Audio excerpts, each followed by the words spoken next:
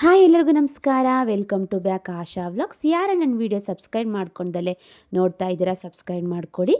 ಈ ವಿಡಿಯೋ ಪೂರ್ತಿಯಾಗಿ ನೋಡಿ. ಇಷ್ಟ ಆದರೆ ಒಂದು ಲೈಕ್ ಮಾತ್ರ ಮಾಡೋದು ಮರಿಬೇಡಿ, ಓಕೆನಾ.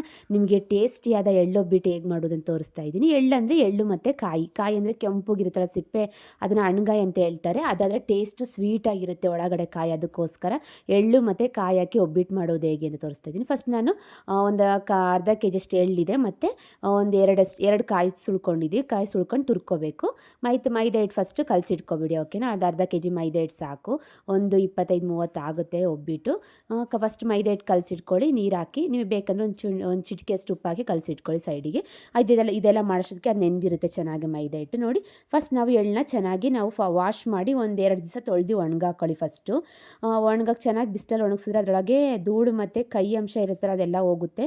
ಚೆನ್ನಾಗಿ ಬಾಯಿಗೆ ಹಾಕಿದ್ರೆ ಚೆನ್ನಾಗಿರಬೇಕು, ಟೇಸ್ಟ್ ಕೈ ಥರ ಇರಬಾರ್ದು. ನೋಡಿ, ಫಸ್ಟ್ 2 ದಿವಸ ಒಣಗಿಸ್ಕೊಳ್ಳಿ ಚೆನ್ನಾಗಿ. ಆಮೇಲೆ ನೀವು ಅದನ್ನು ಬಾಣಲಿ ಹುರ್ಕೋಬೇಕು, ಚೆನ್ನಾಗಿ ಚಿಟಪಟ ಅನ್ನೋ ಥರ ಹುರ್ಕೋಬೇಕು. ಹುರ್ಕೊಂಡ್ಮೇಲೆ ಫಸ್ಟ್ ಮಿಕ್ಸಿಲಿ ರುಬ್ಕೋಬೇಕು. ಫಸ್ಟ್ ಮಿಕ್ಸಿಲಿ ಎಳ್ಳು ಮಾತ್ರ ರುಬ್ಕೊಂಡು ಸೈಡಲ್ಲಿ ಇಟ್ಕೊಳ್ಳಿ. ಆಮೇಲೆ ಬೆಲ್ಲನ ಕುಟ್ಕೊಳ್ಳಿ. ಬೆಲ್ಲ ಕುಟ್ಕೊಂಡು ಮತ್ತೆ ಎಳ್ಳು ಮತ್ತು ಬೆಲ್ಲ ಎರಡು ಮಿಕ್ಸ್ ಮಾಡಿ ರುಬ್ಕೋಬೇಕು, ಯಾಕಂದರೆ ಎರಡು ಹೊಂದ್ಕೋಬೇಕಲ್ಲ ಜೊತೆಗೆ. ನೋಡಿ, ಈ ಥರ ಮಿಕ್ಸ್ ಮಾಡಿ ರುಬ್ಕೊಂಡು ಇಟ್ಕೊಳ್ಳಿ. ಮತ್ತು ಕಾಯಿನೂ ಅಷ್ಟೇ, ಕಾಯಿ ತುರಿದಿಟ್ಕೊಂಡಿದ್ವಲ್ಲ ಎರಡು, ಇದು ಹಣ್ಗಾಯಿ ಅಲ್ವಾ, ತುಂಬ ಸ್ವೀಟಾಗಿರುತ್ತೆ. ನೀವು ಬೇರೆ ಕಾಯಿ ತೊಗೋಬೇಡಿ, ಹಣ್ಗಾಯಿ ಅಂದ್ರೇ ಅದು ಚೆನ್ನಾಗಿರುತ್ತೆ. ಈ ಹಸಿಕಾಯಿ ಆದರೆ ಟೇಸ್ಟ್ ಇರೋದಿಲ್ಲ. ನೋಡಿ, ಅದನ್ನು ಅಷ್ಟೇ ಸೇಮು ನೀವು ಮಿಕ್ಸಿಲಿ ಸಣ್ಣಕ್ಕೆ ರುಬ್ಕೋಬೇಕು. ತೆಂಗಿನಕಾಯಿನ ತುರಿದ್ಬಿಟ್ಟು ಮಿಕ್ಸಿಲಿ ರುಬ್ಕೊಂಡು ಎರಡು ಮಿಕ್ಸ್ ಮಾಡ್ಕೊಳ್ಳಿ. ಎರಡು ಮಿಕ್ಸ್ ಚೆನ್ನಾಗಿ ಮಾಡ್ಕೋಬೇಕು. ಅಮ್ಮ ಕೈ ರುಚಿ ಎಷ್ಟು ಚೆನ್ನಾಗಿರುತ್ತೆ ಅಲ್ವಾ.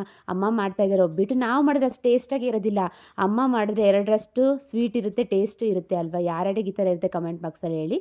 ನೋಡಿ, ಅಮ್ಮ ಮಾಡ್ತಾಯಿದ್ದಾರೆ. ಎರಡು ಮಿಕ್ಸ್ ಮಾಡ್ಕೊಂಡು ಉಂಡೆ ಮಾಡಿ ಒಂದು ಪ್ಲೇಟಲ್ಲಿ ಇಟ್ಕೊಳ್ಳಿ. ಚಿಕ್ಕದು ಉಂಡೆ ನಿಮ್ಗೆ ಎಷ್ಟು ಬೇಕು ಅಷ್ಟು ನೋಡ್ಕೊಂಡು ಉಂಡೆ ಇಟ್ಕೊಳ್ಳಿ. ಮೈದಾ ಹಿಟ್ಟನ್ನ ಇವಾಗ ಕಲಿಸ್ಕೊಂಡಿದ್ರು. ನೋಡಿ, ಎಷ್ಟು ಚೆನ್ನಾಗಿ ಇದಾಗಿದೆ, ಸ್ಮೂತ್ ಆಗಿದೆ, ಫುಲ್ಲು ಸಾಫ್ಟಾಗಿ. ಈ ಥರ ಆಗಬೇಕು ಮೈದಾ ಹಿಟ್ಟು. ಇಲ್ಲ ಅಂದರೆ ನಮಗೆ ತಟ್ಟಕ್ಕೆ ಚೆನ್ನಾಗಿರೋದಿಲ್ಲ. ಒಂದು 2 ಅವರ್ ಆದರೂ ನೆಂದರೆ ಚೆನ್ನಾಗಿರುತ್ತೆ. ಆ ಮೈದಾ ಹಿಟ್ಟು ನಾವು ಇದನ್ನೆಲ್ಲ ಮಾಡ್ಕೊಂಡಷ್ಟಕ್ಕೆ ಮೈದಾ ಹಿಟ್ಟು ನೆನ್ಕೊಂಡಿತ್ತು ಚೆನ್ನಾಗಿ. ನೋಡಿ, ಇದಕ್ಕೆ ಹೂರಣ ಒಳಗಡೆ ಹಾಕಿ ಮೈದಾ ಹಿಟ್ಟನ್ನ ಇದು ಫುಲ್ಲು ಕ್ಲೋಸ್ ಮಾಡ್ಕೋಬೇಕು. ನೋಡಿ, ಎಷ್ಟು ಚೆನ್ನಾಗಿ ಬಂದಿರುತ್ತೆ ಅಂದರೆ ಎಳ್ಳೊಬ್ಬಿಟ್ಟು. ಇದು ಪ್ರೋಟೀನು ಇರುತ್ತೆ, ಮಕ್ಕಳಿಗೂ ಒಳ್ಳೆಯದು. ಇವಾಗ ದೊಡ್ಡವರಾಗಿರ್ತಾರೆ ಮಕ್ಕಳು, ಅವರಿಗೆ ಒಂದು ಎಳ್ಳೊಬ್ಬಿಟ್ಟು ತಿನ್ನಿಸಿದ್ರೂ ಎಷ್ಟು ಒಳ್ಳೆಯದು ಗೊತ್ತಾ. ಕಾಯಲ್ಲೂ ಅಷ್ಟೇ, ಕಾಯಲ್ಲೂ ಪ್ರೋಟೀನ್ ಇರುತ್ತೆ, ಎಳ್ಳಲ್ಲೂ ಅಷ್ಟೇ ಪ್ರೋಟೀನ್ ಇರುತ್ತೆ. ಆದರೆ ಜಾಸ್ತಿ ತಿನ್ನೋಕ್ಕಾಗೋದಿಲ್ಲ, ಕೆಮ್ಮಾಗುತ್ತೆ. ಅದಕ್ಕೆ ನೀವು ಕ್ಲೀನಾಗಿ 2 ದಿವಸ ಚೆನ್ನಾಗಿ ಒಣಗಿಸ್ಬಿಟ್ಟು ಕ್ಲೀನಾಗಿ ವಾಶ್ ಮಾಡಿದ್ರೆ ಅಷ್ಟಾಗಿ ಕೆಮ್ಮಿರೋದಿಲ್ಲ. ಪ್ಯಾಕೆಟ್ ಹಂಗೆ ತೊಗೊಂಡು ನೀವು ಯೂಸ್ ಮಾಡಿದ್ರೆ ಕೆಮ್ಮಾಗ್ಬಿಡುತ್ತೆ. ನೋಡ್ಕೊಳ್ಳಿ, ಯಾವಾಗಲೂ ವಾಶ್ ಮಾಡಿಬಿಟ್ಟು ನಾವು ಯೂಸ್ ಮಾಡಬೇಕು.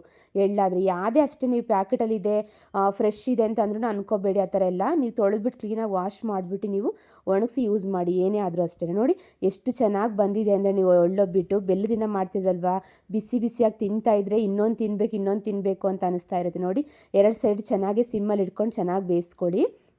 ನೋಡಿ, ಅದು ಬೆಲ್ಲ ಹಂಗೆ ಬಾಯಿಗೆ ಸಿಗ್ತಾ ಇರುತ್ತೆ. ಎಷ್ಟು ಚೆನ್ನಾಗಿತ್ತು ಅಂದರೆ, ಸಕ್ಕರೆ ಯೂಸ್ ಮಾಡಬೇಡಿ. ಸಕ್ಕರೆ ಯೂಸ್ ಮಾಡೋದ್ರಿಂದ ನಮಗೆ ಹೆಲ್ತಿಗೂ ಒಳ್ಳೆಯದಾಗೋದಿಲ್ಲ. ನೀವು ಬೆಲ್ಲ ಯೂಸ್ ಮಾಡ್ಕೊಂಡು ನೀವು ಈ ಥರ ಮಾಡ್ಕೊಳ್ಳಿ. ಕಾಯಿ ಮತ್ತು ಎಳ್ಳು ಮತ್ತು ಬೆಲ್ಲ ಹಾಕಿ ಮಾಡಿರೋ ಒಬ್ಬಿಟ್ಟು ಎಷ್ಟು ಸ್ವೀಟಾಗಿದೆ. ಒಂದ್ಸಲ ನೀವು ಮನೇಲಿ ಟ್ರೈ ಮಾಡಿ ನೋಡಿ. ಇಷ್ಟ ಆದರೆ ಒಂದು ಲೈಕ್ ಮಾಡೋದು ಮರಿಬೇಡಿ. Thank you friend.